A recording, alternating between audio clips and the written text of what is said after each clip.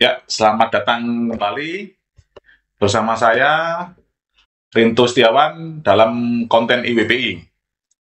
Kali ini saya akan membuat video reaction tentang ini ya, kemarin respon Komisi Yudisial terkait penolakan calon hakim agung dan calon hakim ad hoc HAM di Mahkamah Agung tahun 2024. Ini penolakannya adalah oleh Komisi 3 DPR RI. Ya, ini langsung aja kita lihat videonya bersama-sama. Assalamualaikum warahmatullahi wabarakatuh. Salam sejahtera untuk kita semuanya. Saya atas nama Komisi Yudisial pada kesempatan ini ingin merespon pernyataan Komisi 3 DPR RI terkait penolakan 9 nama calon hakim agung dan 3 nama calon hakim ad hoc HAM yang telah diusulkan Komisi Yudisial untuk menjadi perhatian publik. Adapun hal-hal tersebut adalah pertama, bahwa sampai saat ini Komisi Yudisial belum menerima surat resmi dari Komisi 3 DPR RI terkait penolakan 9 calon hakim agung dan 3 calon hakim ad hoc HAM, sehingga kami belum tahu persis alasan penolakan semua calon tersebut. Ya, jadi ini teman-teman, ini dari Komisi Yudisial belum menerima hasil penolakan dari Komisi 3 DPR RI. Makanya Komisi Yudisial membuat ini ya, press conference untuk menjawab penolakan dari Komisi 3. Kita lanjutkan. Kedua, bahwa Komisi 3 telah memberikan pernyataan melalui media, sehingga Komisi Yudisial perlu merasa meluruskan adanya persepsi pelanggaran aturan seleksi calon hakim agung dan calon hakim ad hoc HAM, di mana disebutkan ada 2 calon hakim agung Kamar Tun khusus pajak yang tidak memenuhi syarat. Nah, ini teman-teman sekalian, Komisi Yudisial sudah membuat press release melalui media untuk menjawab dari penolakan calon hakim agung oleh Komisi 3 DPR RI. Ada 9 calon hakim agung ini yang ditolak, teman-teman. Nah, yang dibahas dari juru bicara dari KY ini yang kita simak adalah fokus pada 2 calon hakim agung khusus Kamar Tun pajak. Ini kita lanjutkan lagi ya. Ini kenapa dari 9 hakim agung yang ditolak? Ini dalam press release kali ini itu membicarakan fokus khusus untuk calon hakim agung Kamar Tun pajak. Kita lanjutkan. Selanjutnya, bahwa Komisi Yudisial secara konstitusional dalam pasal 24B Undang-Undang Dasar 1945 mempunyai wewenang mengusulkan pengangkatan hakim agung, dan Komisi Yudisial telah melakukan seleksi calon hakim agung dan calon hakim ad hoc sesuai prosedur dan ketentuan yang berlaku. Bahwa 2 calon hakim agung Kamar Tun khusus pajak yang tidak memenuhi syarat tersebut merupakan keputusan pleno untuk melakukan kelonggaran persyaratan administrasi atau diskresi berdasarkan pasal 22 Undang-Undang Nomor 30 Tahun 2014 tentang Administrasi Pemerintahan.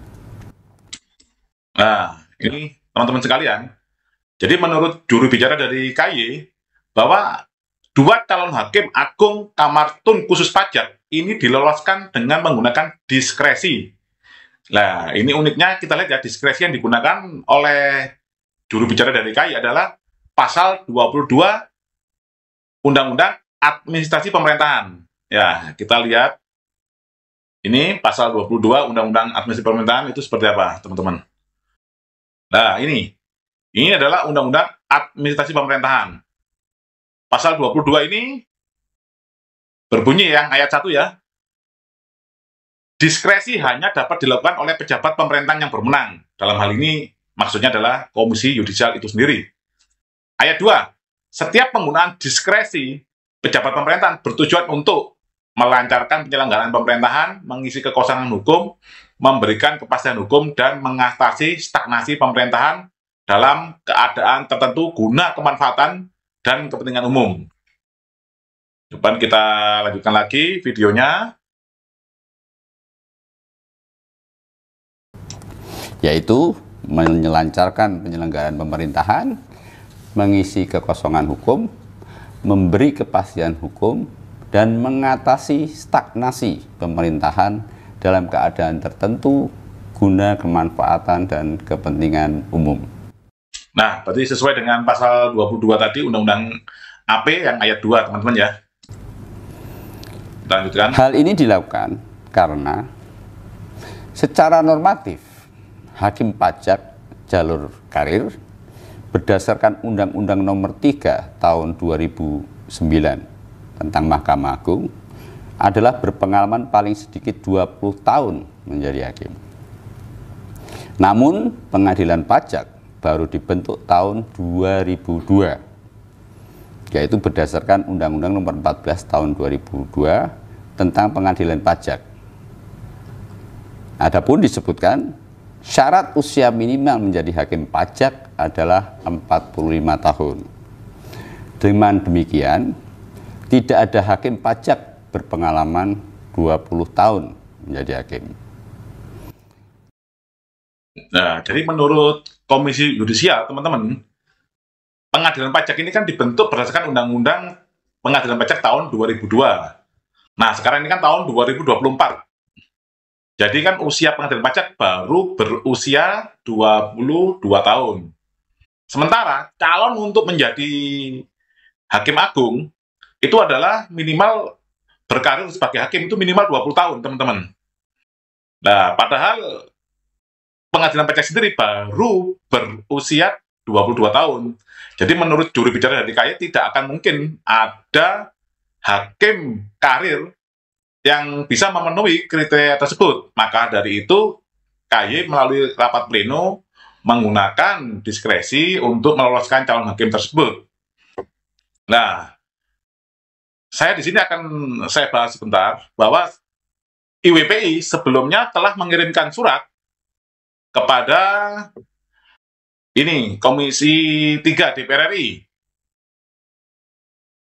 Ya, yang intinya surat tersebut adalah menginformasikan bahwa ada banyak calon hakim agung Kamar Tun Khusus Pajak itu yang tidak mengakui Undang-Undang Administrasi Pemerintahan. Ya, udah teman-teman, sekarang kita lihat ya surat dari IWPI kepada Komisi 3 DPR RI. Nah, ini ya.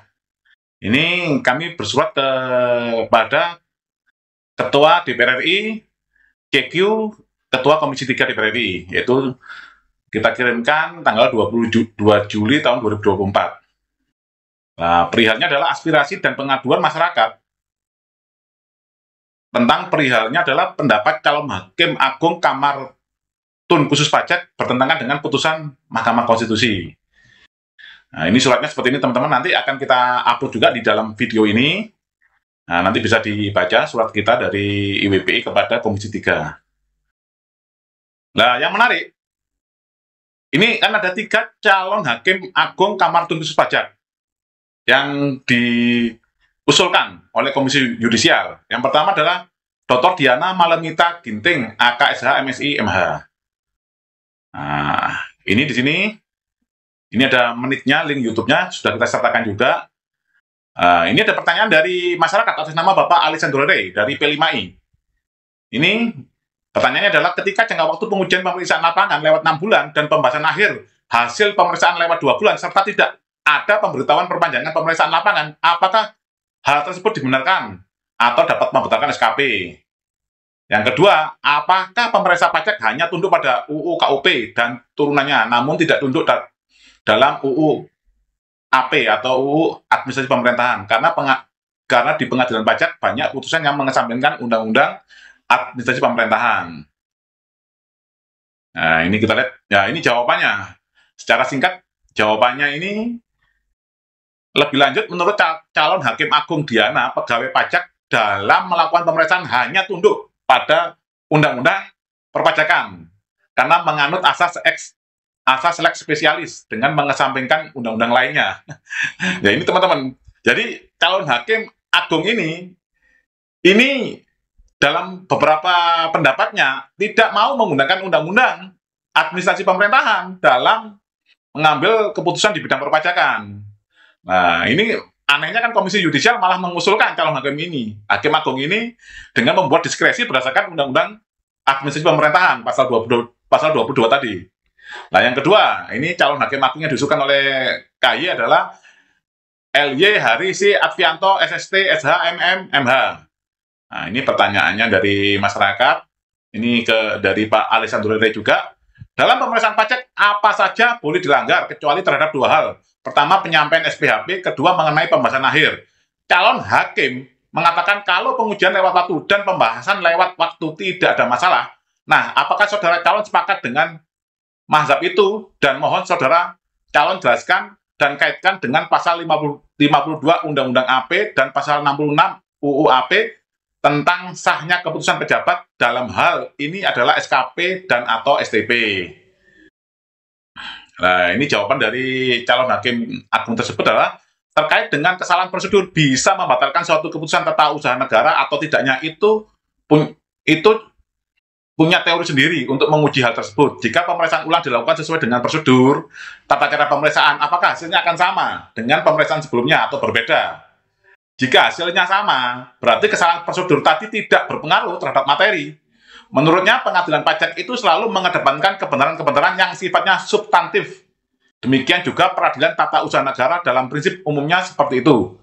Demikian juga yang diarahkan dalam hasil rapat pleno maupun dari putusan Mahkamah Agung yang calon hakim agung pelajari. Jadi intinya di sini calon hakim Agung Harisi Advianto juga tidak mengakui Undang-Undang AP pasal 52 dan pasal 66. Nah, yang ketiga adalah calon hakim Agung Tri Hidayat Wahyudi SH MH AK MBE. Ini pertanyaannya dari masyarakat, yaitu dari Pak Alessandro Rey juga. Ini pertanyaannya adalah bagaimana menurut pendapat saudara, apakah itu memberikan rasa keadilan bagi wajib pajak? Bagaimana menurut pendapat saudara yang mengatakan bahwa UU AP tidak berlaku di pengadilan pajak? Nah, ini jawabannya. Menurutnya pelanggaran ini boleh dilakukan asalkan tidak melebihi 12 bulan atau untuk lebih bayar dan tidak melewati 5 tahun untuk kurang bayar. Hal ini menurutnya untuk memberikan keadilan bagi penggugat atau pemohon banding dan tergugat atau termohon banding. Jadi hampir semua calon hakim agung, bukan hampir semua calon hakim agung yang diusulkan oleh Komisi Yudisial ini tidak tidak mengindahkan pasal 52 dan pasal 66 Undang-Undang AP. Ya, kita lihat pasal 52 ya. Ini kita searching. Pasal 52. Nah, pasal 52 ini berbunyi adalah syarat sahnya keputusan meliputi ditetapkan oleh pejabat yang berwenang, dibuat sesuai prosedur dan substansinya sesuai dengan objek keputusan. Di poin B ini banyak kejadian teman-teman SKP yang diterbitkan oleh Direktorat Jenderal Pajak itu melanggar prosedur. Kita lihat lagi pasal 66. Nah, pasal 66 ini berbunyi, keputusan hanya dapat dibatalkan apabila terdapat cacat wewenang, prosedur, dan cacat substansi. Nah, ini kan tadi kalau melanggar prosedur tata cara pemeriksaan yang sudah diatur dalam Undang-Undang KUP dan PMK tentang tata cara pemeriksaan pajak, ya ini berarti kan pasal 66 yang ayat 1 huruf B ini kan sudah dilanggar, teman-teman sekalian. Nah, anehnya malah dalam rapat pleno KY membuat diskresi untuk meloloskan 3 calon hakim agung khusus Kamar Tun Pajak ini. Kita lanjutkan videonya. Komisi Yudisial, hakim paling senior di pengadilan pajak hanya mempunyai pengalaman 15 tahun sebagai hakim. Selanjutnya. Nah, ini menurut dari jubir KY adalah paling senior cuma 15 tahun. Karena kan pengadilan pajaknya kan baru berdiri 24 tahun. Di samping itu, kebutuhan Mahkamah Agung akan hakim agung tun khusus pajak sangat mendesak. Dengan jumlah tumpukan perkara sebanyak 7 ribuan lebih Yang sekarang Mahkamah Agung hanya mempunyai satu Hakim Agung Tun khusus pajak. Sementara itu, pendaftar menurut juru bicara dari KAY, bahwa kebutuhan Mahkamah Agung untuk calon Hakim Agung Kamar Tun Pajak ini sangat mendesak, karena ada 7.000 kasus yang belum tertangani di Mahkamah Agung, yaitu hasil dari PK ini, teman-teman. Karena kalau di pengadilan pajak, itu habis putusan pengadilan pajak, itu baik gugatan ataupun banding, itu langsung kita bisa ajukan namanya PK, peninjauan kembali. Yang perlu dicermati di sini, teman-teman sekalian, bahwa mengapa fokusnya hanya terhadap jumlah kasus dan jumlah kasus dan jumlah calon hakim agung yang menanganinya. Padahal kalau kita mau telaah, teman-teman, di pengadilan pajak itu ada dua sebenarnya, ada gugatan sama ada banding. Cuman yang sering pemeriksa pajak dan teman-teman dari Direktorat Jenderal Pajak ajarkan kepada WP itu adanya cuman keberatan sama banding. Gugatan tidak pernah diajarkan, teman-teman. Nah, untuk gugatan ini adalah atas formil pemeriksaan pajak. Jadi sebenarnya untuk gugatan ini, Mahkamah Agung bisa juga menggunakan diskresi, atau KAY menggunakan diskresi untuk mengusulkannya itu dari hakim biasa, bukan dari hakim pengadilan pajak. Karena menurut pengalaman saya berperkara dengan Direktorat Jenderal Pajak, itu banyak kasus pengadilan kasus WP yang bersengketa dengan Fiskus, itu lapor ke Kitsda, ke Kompasjak, ke Itjen Kemenq, itu tidak ditanggapi. Akhirnya banyak kasus yang bermuaranya sampai ke pengadilan pajak. Nah, ini kalau dari teman-teman tidak cermati, ini sangat bahaya sekali. Nanti kita sudah berjuang susah payah di pengadilan pajak, kita menang. Ternyata nanti calon hakim agungnya, kalau DJP-nya melakukan PK, ketemu calon hakim agung yang seperti ini, yang tidak mengindahkan Undang-Undang AP, itu terutama pasal 52 dan pasal 66. Ya, kita lanjutkan lagi. Sementara itu, pendaftar calon Hakim Agung Kamar Tun khusus pajak sangat terbatas, sehingga diskresi tersebut diperlukan untuk memenuhi kebutuhan Mahkamah Agung. Selanjutnya, selain ketentuan tersebut, sudah ada preseden sebelumnya seleksi calon hakim agung di masa lalu dengan isu yang sama, yaitu pengangkatan 4 hakim agung militer yang belum memenuhi syarat 20 tahun. Terakhir, untuk selanjutnya, Komisi Yudisial menunggu surat resmi tentang penolakan semua calon hakim agung dan calon hakim ad hoc HAM tahun 2024 dari DPR RI, khususnya Komisi 3, di mana surat tersebut nantinya akan diplenokan untuk menentukan sikap kelembagaan Komisi Yudisial. Demikian yang bisa kami sampaikan, kurang lebihnya mohon maaf. Assalamualaikum warahmatullahi wabarakatuh. Ya, ini sudah selesai videonya, teman-teman. Ya, pendapat dari saya pribadi adalah mengapa dipersamakan dengan ini contoh kasus di calon hakim agung kamar militer. Ini sangat berbeda, teman-teman. Mungkin kalau yang di militer kita tidak tahu. Karena untuk khusus yang di Kamar Tun Pajak ini, kami dari IWPI sudah mengirimkan surat ke Komisi 3. Mungkin dari surat kami itu dibaca oleh Komisi 3, dan Komisi 3 bisa mengartikan sendiri bahwa ada, selain pelanggaran pengalaman yang 20 tahun tadi, kompetensinya dari calon hakim agung Kamar Tun khusus pajak yang diajukan KAY ini juga sering melanggar Undang-Undang AP.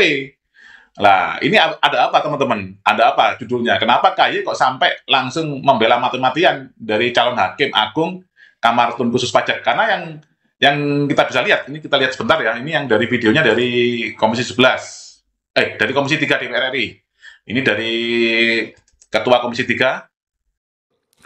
Pimpinan dan anggota Komisi 3 DPR RI berdasarkan pandangan fraksi yang tadi dibacakan dan kemudian juga ditanyakan ulang oleh masing-masing fraksi dan pimpinan, maka Komisi 3 DPR RI tidak memberikan persetujuan secara keseluruhan terhadap calon hakim agung dan calon hakim ad hoc HAM pada Mahkamah Agung tahun 2024 yang diajukan oleh Komisi Yudisial kepada DPR RI dengan nomor surat 1653 garing PIM garing RH titik 01 titik 07 garing 07 garing 2024. Saya ulangi, tidak memberikan persetujuan secara keseluruhan terhadap calon hakim. Yes, kenceng ini. Nah, ini kita lihat teman-teman. Ini yang ditolak ini adalah semuanya. Cuman dalam konferensi pers kali ini dari juru bicara dari KAY hanya fokus pada 2 calon hakim agung khusus Kamar Pajak. Nah, ini semoga bisa dicermati teman-teman sekalian. Kita ambil hikmahnya dari semua peristiwa ini. Mari semangat teman-teman wajib pajak. Terakhir, saya harus ingatkan lagi semboyan yang dari IWPI adalah bagi wajib pajak, bayarlah pajak sesuai kewajiban agar negara kuat, dan bagi fiskus terimalah pembayaran sesuai hak agar tercipta keadilan. Terima kasih, sekian.